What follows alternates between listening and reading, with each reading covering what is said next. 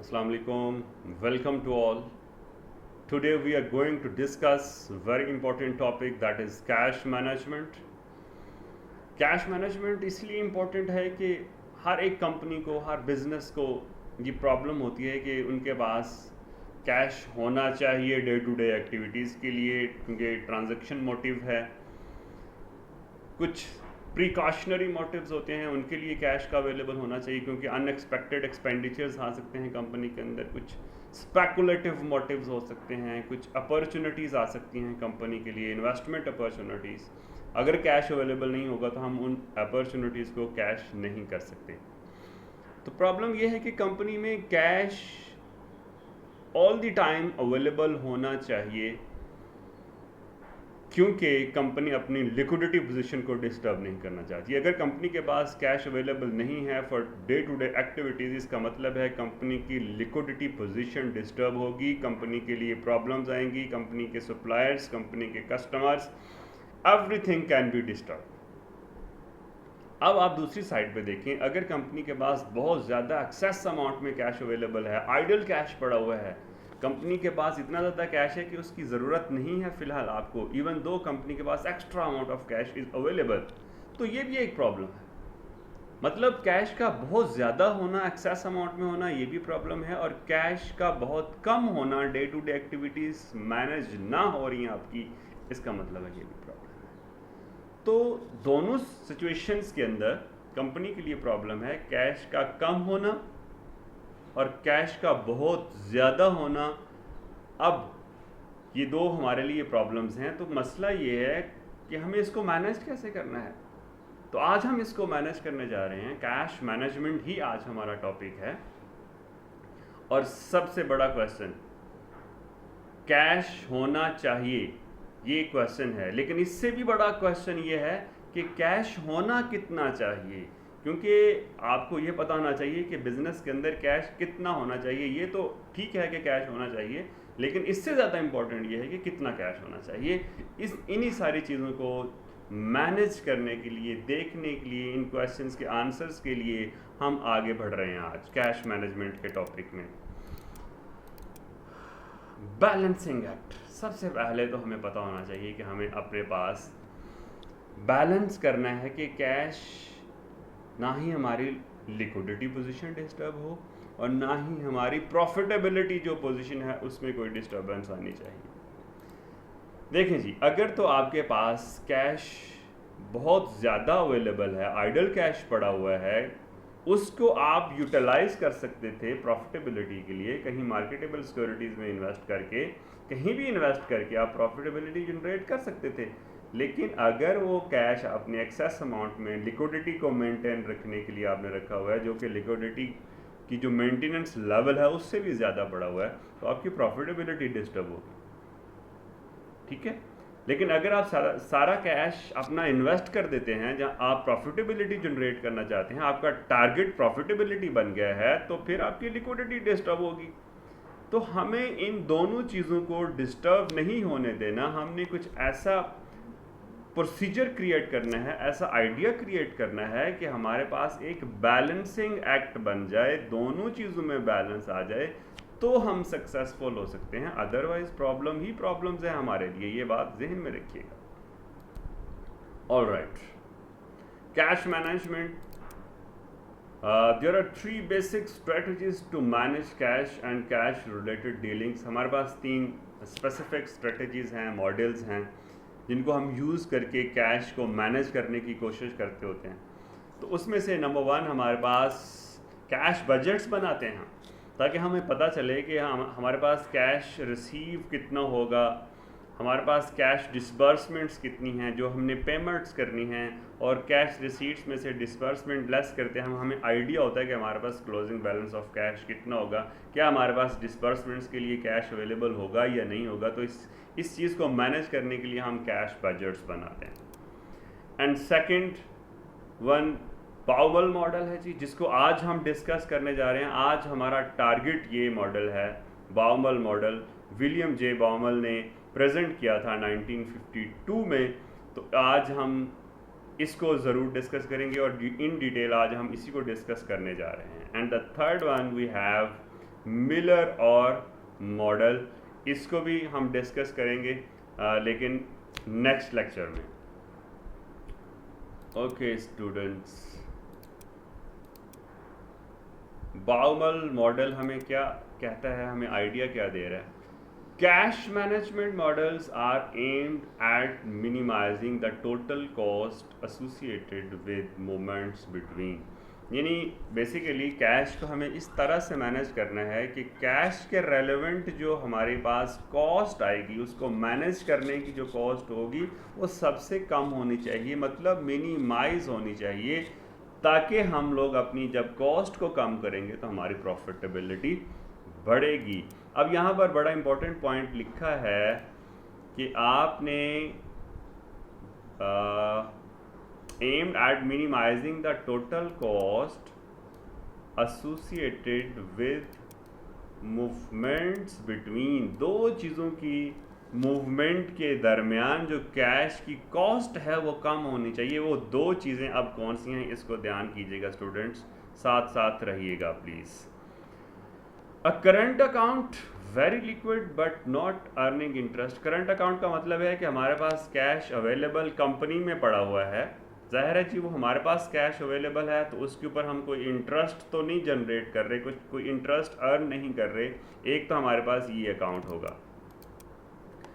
Short term investment, कुछ cash हमारा है जिसको हमने इन्वेस्ट किया हुआ है शॉर्ट टर्म मार्केटेबल सिक्योरिटीज़ के अंदर, तो वो लेस लिक्विड है बट अर्निंग इंटरेस्ट। मतलब आपने बैंक में अकाउंट ओपन किया है, वहाँ पर आप पैसे डिपॉजिट कर रहे हैं, उसके ऊपर आपको इंटरेस्ट मिल रहा है, वो लेस लिक्विड तो ज़रूर है as compare to current account, लेकिन वो इंटरेस्ट अर्न कर रहा है। तो अब हमने मूवमेंट कैश की करंट अकाउंट से शॉर्ट टर्म इन्वेस्टमेंट से के अंदर और शॉर्ट टर्म इन्वेस्टमेंट से करंट अकाउंट के अंदर जो कैश की मूवमेंट है उसको मैनेज करना है कि उसको इस तरह से मैनेज करें कि हमारी कॉस्ट सबसे कम हो। मसलन जब हम शॉर्ट टर्म इन्वेस्टमेंट से कैश उठाकर करंट अकाउंट में लेके जाएंगे तो आपको एक चीज़ फार्गो करनी पड़ेगी, ये जो आप इंटरेस्ट यहाँ से जनरेट कर रहे थे उसको छोड़ना पड़ेगा, उसको स्किप करना पड़ेगा, उसको फार्गो करना पड़ेगा। ये हमारी अपॉर्चुनिटी कॉस्ट है, ये आपको देखना पड़ेगा कि अगर हमने यहाँ से कैश उठा के करंट अकाउंट में लेके जाना है तो हमारे पास हम इंटरेस्ट को लूज़ करने जा रहे हैं, और अगर हम यहाँ से सारा कैश उठा के करंट अकाउंट में लेके चले जाते हैं तो डेफिनेटली हमारी प्रॉफिटेबिलिटी डैमेज होगी, हमारी अपॉर्चुनिटी कॉस्ट बहुत ज़्यादा बढ़ जाएगी। तो इसको बाउमल मॉडल जो है वो मैनेज करेंगे हम इसके अंदर, इस मॉडल के अंदर। The model are devise to answer the questions. ये क्वेश्चंस जो है मैं आपसे पहले भी रेज कर चुका हूँ। क्या क्वेश्चंस होते हैं जो मॉडल हम डिवाइस कर रहे हैं, बना रहे हैं, इन क्वेश्चंस को आंसर करने के लिए बना रहे हैं। इसमें नंबर 1 क्वेश्चन है, at what point should funds be moved. हमें किस पॉइंट पर फंड शॉर्ट टर्म इन्वेस्टमेंट से करंट अकाउंट में मूव करने हैं, और अगर करंट अकाउंट में ज़्यादा कैश पड़ा है तो आपने शॉर्ट टर्म इन्वेस्टमेंट के अंदर कैश को मूव करना है, तो किस पॉइंट पे करना है, number 1 question. And the most important question, how much should be moved in one go. जब हमने फंड की मूवमेंट करनी है तो वन गो में कितना फंड मूव करना है, ये उससे भी ज़्यादा इंपॉर्टेंट चीज़ है। तो आइए आज हम इसको, इन चीज़ों को डिस्कस करते हैं, अपने दिमाग को ओपन रखें ताकि उसको चीज़ों को ऑब्जर्व कर सकें, चीज़ों को हज़म कर सकें, ये आपके लिए बड़ा ज़्यादा इम्पॉर्टेंट हो। ओके, अब हम डिटेल से इन सारी चीज़ों को डिस्कस करने जा रहे हैं। ये मैंने एक एग्जांपल आपके सामने रखी है। For instance XYZ company has forecast that its cash requirement over the coming year is ₹3 million. 3 million cash requirement है over the year, and that the use of cash is constant through the year. Constant use है। हमारे सामने company के पास cash पड़ा हुआ है short term investment के अंदर 3 मिलियन का। अब 2 ऑप्शंस हैं हमारे पास कि उस कैश को हम कंपनी में अपने करंट अकाउंट में किस तरह से लेकर आएं। Number 1 option, The company has cash available, but it is currently invested and is earning interest. To transfer the entire amount immediately would lose interest for the whole year. यानी अगर आप वो 3 मिलियन अमाउंट यहाँ पर आपने investment की हुई है, अगर आप 100% अमाउंट ट्रांसफ़र कर लेते हैं अपने पास कंपनी के अंदर, तो हम जो एक साल में हमने जो इंटरेस्ट अर्न करना था उस टोटल अमाउंट के ऊपर वो हम लूज़ कर देंगे. दैट विल बी फॉरगॉन, और ये हमारी अपॉर्चुनिटी कॉस्ट बन जाती है. सेकेंड ऑप्शन,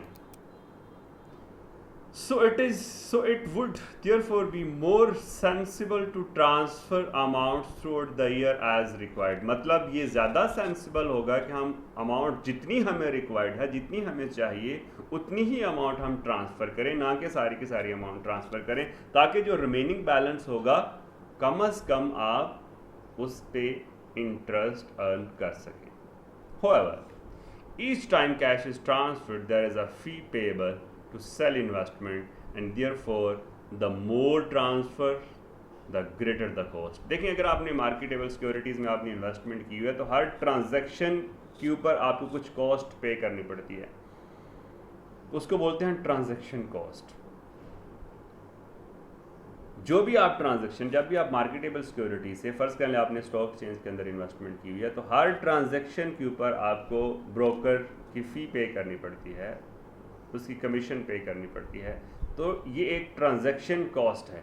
तो हम अगर मार्केटेबल सिक्योरिटी से कैश अपने करंट अकाउंट में लेके आ रहे हैं, तो जितनी दफ़ा वो कैश आप ट्रांसफ़र करेंगे डेफिनेटली हर दफ़ा आपको ट्रांजैक्शन कॉस्ट पे करनी पड़ेगी. ये भी बड़ा इंपॉर्टेंट पॉइंट है. मतलब नंबर ऑफ़ ट्रांजैक्शन जितनी ज़्यादा करेंगे आपकी जो ट्रांजैक्शन कॉस्ट है वो ज़्यादा होगी, तो हर दफ़ा हमें फ़ी पे करनी पड़ेगी. तो इस तरह से यहाँ पर लिखा हुआ है, and therefore the more transverse the greater the cost. अगर तो हमें ये देखना है कि हमने अपना कैश कितनी दफ़ा एक साल में अपने करंट अकाउंट में ट्रांसफ़र करें, ना कि सारी की सारी अमाउंट एक ही दफ़ा ट्रांसफ़र कर लें. तो ये एक बैलेंस रखना बहुत ज़रूरी है. इस मॉडल के अंदर हम सीखेंगे कि हमें इसको हमें कितनी अमाउंट बेसिकली ट्रांसफ़र करनी चाहिए. ये वेरी इंपॉर्टेंट टॉपिक है जी. मैं इसको आगे जाके बड़ी डिटेल से आपसे साथ डिस्कस करने जा रहा हूँ. आपकी अंडरस्टैंडिंग लेवल को इंशाल्लाह क्लियर करूँगा, ताकि आपको अंदाज़ा हो कि बिजनेसेस के अंदर आप कैसे अपना कैश मैनेज करते हो. अच्छा स्टूडेंट्स, कुछ अजम्पशंस हैं इस मॉडल की, लाइक कंपनी के जो एक्सपेंडिचर्स हैं over a period, specific period, वो फिक्स्ड एक्सपेंसेस हैं, उसमें कोई चेंज नहीं आ रहा. कंपनी की जो इनकम है, जितनी भी इनकम आती है रेगुलर इंटरवल्स पे, उसको हम शॉर्ट टर्म इन्वेस्टमेंट के अंदर इन्वेस्ट करते जा रहे होते हैं, और अगर हमें ज़रूरत पड़ती है तो वहाँ से हम अपने करंट अकाउंट में अमाउंट ट्रांसफ़र कर लेते हैं अपनी डे टू डे एक्टिविटीज़ के अंदर. इसमें से एक अजम्पशन जो मैंने आपके सामने लिखी हुई है, withdrawals of money from the bank और शॉर्ट टर्म इन्वेस्टमेंट अकाउंट. जो आपका शॉर्ट टर्म इन्वेस्टमेंट अकाउंट है, वहाँ से जो आप पैसे विड्रॉ करते हो, अगर एट रेगुलर इंटरवल्स, मतलब रेगुलर इंटरवल्स पे आप पैसे वहाँ से विड्रॉ करते हो, मतलब एक साल में अगर आप हर महीने अमाउंट विड्रॉ करते हो इन्वेस्टमेंट अकाउंट से, इसका मतलब है आप एक साल में 12 टाइम्स अमाउंट विड्रॉ कर रहे हो. तो रेगुलर इंटरवल बन गया, हर महीने आप पैसे विड्रॉ कर रहे हो. Each withdraw occurring immediately after cash holding run to zero. मतलब आपका जब सपोज आपने 50,000 अमाउंट आपने बैंक से विड्रॉ की है, तो वो 50,000 का बैलेंस जब ज़ीरो पे जाएगा तो आप जाके दोबारा से कैश को विड्रॉ करेंगे शॉर्ट टर्म इन्वेस्टमेंट अकाउंट से. यानी एक बैलेंस का इस तरह से सिस्टम रखना है कि पहले आपने जो अमाउंट विड्रॉ की उसका बैलेंस, उसको आप इस्तेमाल कर रहे हैं, वो ज़ीरो पे जाएगी, तो फिर दोबारा से आप अमाउंट विड्रॉ करेंगे. तो ये इस तरह, ये एक अजम्पशन है उस मॉडल की. ओके, इसको ज़रा मैं आपको डिटेल से ग्राफ के थ्रू भी डिस्कस कर देता हूँ. सपोज़ हमारे पास ये ज़ीरो लेवल है और यहाँ पर हमने एक लेवल लिमिट फ़िक्स कर देते हैं कि हमारे पास 50,000 की कैश की हमें ज़रूरत है, जो हम एक वन टाइम हम उसको विड्रॉ किया करेंगे। ये चेक करें जी, ये 50,000 की हमारी लिमिट है। 50,000 का कैश हमने विड्रॉ किया इन्वेस्टमेंट अकाउंट से करंट अकाउंट में लेके आए। तो यहाँ पर आप देखें कि हमने जब कैश यहाँ पर लेके आए तो हमारे पास 50,000 का कैश है, उसको हमने जब यूटिलाइज़ किया तो Aahista Aahista with the passage of time that will goes towards zero. जब ज़ीरो पे ये कैश पहुँचेगा दोबारा से आपने कैश ट्रांसफ़र करना है और कैश दोबारा से 50,000 की लिमिट पे चला जाएगा। जब आप कैश 50,000 की लिमिट पे लेके आए दोबारा से आप उसको यूटिलाइज़ करेंगे तो आहिस्ता आहिस्ता उसकी लिमिट दोबारा ज़ीरो पे चली जाएगी। ज़ीरो से आप आगे बढ़ेंगे तो डेफिनेटली फिर आपको वो अमाउंट विड्रॉ करनी पड़ेगी। तो इस तरह से हमारे पास एक प्रोसीजर सो ऑन होगा ड्यूरिंग द पीरियड। एक साल के दौरान हम इस तरह से अमाउंट विड्रॉ करते रहेंगे। अच्छा, यहाँ पर एक बड़ी इंपॉर्टेंट बात स्टूडेंट्स करने जा रहा हूँ कि हमने ये देखना है कि जो 50,000 की अमाउंट हम विड्रॉ कर रहे हैं तो इसके ऊपर जो इंटरेस्ट है हमारा जो हम अर्न कर रहे थे डेफिनेटली वो फॉरगो होगा, अपॉर्चुनिटी कॉस्ट बनेगी, उसको हम अर्न नहीं कर पाएंगे क्योंकि हमने अमाउंट विड्रॉ कर लिया है। तो अगर हमें ये कैलकुलेट करना है कि हमारी अपॉर्चुनिटी कॉस्ट कितनी है, फ़र्ज़ कर लें हम 5% इंटरेस्ट अर्न कर रहे थे बैंक अकाउंट से, अब हमने अपनी अपॉर्चुनिटी कॉस्ट कैलकुलेट करनी है वो कितनी है, तो हम वो किस अमाउंट पे कैलकुलेट करें ड्यूरिंग द मंथ, मतलब 50,000 पे करें क्योंकि पूरा महीना तो वो अमाउंट 50,000 का बैलेंस आपके पास नहीं रहा है। जब आप उसको यूटिलाइज़ कर रहे थे तो उसका बैलेंस कम हो रहा था। पूरे महीने में, मैं एक मंथ की बात कर रहा हूँ, 1 मंथ, पूरे महीने में वो बैलेंस उसका ज़ीरो भी पहुँचा होगा, वो 10,000 पे भी आया होगा, यकीनन 25,000 पे भी आया होगा, 35 पे भी आया होगा, 40,000 पे भी आया होगा। तो हम किस अमाउंट पे वो इंटरेस्ट कैलकुलेट करें to calculate the opportunity cost, जो इंटरेस्ट हम फॉरगो कर रहे हैं। तो इसके लिए बेस्ट वे है कि हमें एवरेज कैलकुलेट करनी पड़ेगी। तो एवरेज कैलकुलेट करने के लिए हमारे पास ये एक फार्मूला है ऑप्टिमल क्वांटिटी, यानी ये हमारे पास ऑप्टिमल क्वांटिटी है, बेस्ट क्वांटिटी है कि अगर हम समझते हैं कि 50,000 का कैश हम क्रिएट कर लेते हैं, विड्रॉ करते हैं, तो ये एक्सेस अमाउंट नहीं होगी, आइडल कैश नहीं होगा और हमारी ज़रूरियात भी इससे पूरी होती जाएंगी, इसलिए इसको ऑप्टिमल क्वांटिटी बोल रहे हैं। अच्छा जी, ये मैक्सिमम हमारे पास कैश अवेलेबल था और हम ज़ीरो तक लेके चले गए, तो इसकी एवरेज कैसे कैलकुलेट होगी? Optimal quantity plus 0 divided by 2 into जितना भी इंटरेस्ट रेट होगा मार्केट में जो आप अर्न कर रहे थे उससे मल्टीप्लाई कर देंगे, तो हमारे पास एक अपॉर्चुनिटी कॉस्ट की कैलकुलेशन हमारे सामने आ जाएगी। अब 50,000, अच्छा इसको हम क्वांटिटी डिवाइड बाई 2 भी कर सकते थे, ये ज़ीरो है तो ज़ीरो, तो नेक्स्ट हम जब भी कैलकुलेशंस किया करेंगे स्टूडेंट्स तो मैं ज़ीरो यूज़ नहीं करूँगा डेफिनेटली। तो आपको ये बताने के लिए मैंने यहाँ पर लिख दिया है कि optimal quantity plus 0 divide by 2, जब भी हमें एवरेज अमाउंट कैलकुलेट करनी होगी तो मैं डायरेक्टली क्वांटिटी डिवाइड बाई 2 किया करूँगा। और ये आपको मैंने बता दिया है एवरेज हमने ये 2 से डिवाइड क्यों किया, हम सिर्फ उसकी एवरेज कैलकुलेट करना चाह रहे हैं कि मैक्सिमम पॉइंट और मिनिमम पॉइंट जो था हमारा दोनों की एवरेज क्या होगी, उस अमाउंट को हम यूज़ करेंगे for the calculation of opportunity cost. Hope you got my point, okay. अच्छा जी, जो बावल मॉडल है ये बेसिकली क्रिएट किया गया है इकोनॉमिक ऑर्डर क्वांटिटी मॉडल से, जो हम इन्वेंट्री के लिए यूज़ करते हैं। तो अब आपको स्टूडेंट्स आइडिया होगा कि मोस्टली स्टूडेंट्स ने इकोनॉमिक ऑर्डर क्वांटिटी का जो मॉडल है ये पढ़ा होता है। बीकॉम्स करके जो स्टूडेंट्स आते हैं उन्होंने भी अपनी कॉस्ट अकाउंटिंग के अंदर ये टॉपिक पढ़ा होता है, और मोस्टली जो एमकॉम के स्टूडेंट्स हैं उन्होंने भी कॉस्ट अकाउंटिंग के अंदर इकोनॉमिक ऑर्डर क्वांटिटी का टॉपिक पढ़ा है। तो सेम इकोनॉमिक ऑर्डर क्वांटिटी के मॉडल को अब हम कंपेयर करने जा रहे हैं बाउमल्स मॉडल, क्योंकि बाउमल मॉडल भी वहाँ से ही क्रिएट किया गया है, उसी मॉडल को ही फॉलो किया गया है। अब हम देखेंगे कि इन दोनों में सिमिलैरिटीज़ कितनी हैं और कौन इकोनॉमिक ऑर्डर क्वांटिटी का जो मॉडल है वो किस तरह से चीज़ों को डील कर रहा है, वो इन्वेंट्री को कैसे मैनेज कर रहा है, और जो बाउमल्स का मॉडल है ये तो चूंकि कैश मैनेजमेंट है तो इन्वेंट्री मैनेजमेंट और कैश मैनेजमेंट को हम कंपेयर करने जा रहे हैं। ये that is very interesting and important students, conceptually आपने इसको समझ लेना है क्योंकि ये बहुत ज़रूरी है कंसेप्चुअली समझना इस चीज़ को। ओके, इन दोनों का जब हम कंपैरिजन कर रहे होंगे तो मैंने स्टार्ट में एक क्वेश्चन रेज किया था कि हमें कितना कैश एक गो में, यानी वन गो में हमें मूव करना है from investment account to current account. और इकोनॉमिक ऑर्डर क्वांटिटी हमें ये बताती है कि हमें कितने नंबर ऑफ यूनिट्स एक दफ़ा जब हम ऑर्डर प्लेस करते हैं तो ख़रीदने चाहिए, यानी वन गो में कितने नंबर ऑफ यूनिट्स परचेज करें तो उसकी कॉस्ट लोवेस्ट हो, यानी उसकी टोटल कॉस्ट जो उसके रिलेटेड है, जो आप यूनिट्स परचेज कर रहे हैं तो उसकी कॉस्ट सबसे कम हो। हम कितने यूनिट्स खरीदें, नंबर ऑफ यूनिट्स परचेज करें। तो ये बड़ी इंपॉर्टेंट चीज़ है कि हमें ये पता होना चाहिए कि जब हम ऑर्डर प्लेस करने जा रहे हैं तो हमें कितने यूनिट्स का ऑर्डर प्लेस करना है। और दूसरी तरफ बॉमल मॉडल हमें ये बताएगा कि जब हम कैश विदड्रॉ करने जा रहे हैं तो हमें कैश की कितनी अमाउंट विदड्रॉ करनी है ताकि उसके रेलेवेंट जो अपॉर्चुनिटी कॉस्ट है वो सबसे ज़्यादा कम हो, वो हमारे लिए डिस्टर्बेंस हो। तो इस चीज़ को हम इसी लेक्चर के सेकंड पार्ट में डिस्कस करेंगे।